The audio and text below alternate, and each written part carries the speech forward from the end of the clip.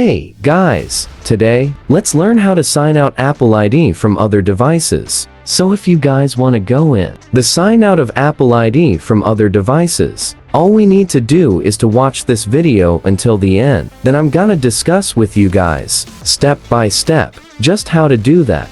So all we need to do first is to go ahead and launch these settings right here. And what I want you to do is to scroll down and tap on your name right here, right on the top. Now, from here, I would like you guys to proceed with scrolling down and tapping on sign out, and then entering your Apple ID password, and then proceed with signing out, of course. Now, right now, I don't really want to do that since I don't really want to sign out of my Apple ID account, but I wanted you guys to proceed with doing this, and follow this tutorial if you want to proceed. So from there, let's proceed with turning on the data that you want to keep copy on your device. Now, there will be an option on there to sign out again. To confirm that, you want to go ahead and sign out of iCloud, and just go ahead and proceed with signing out of your Apple ID. Now, you can also go ahead and sign out of other devices. Which of that option is also gonna show on that specific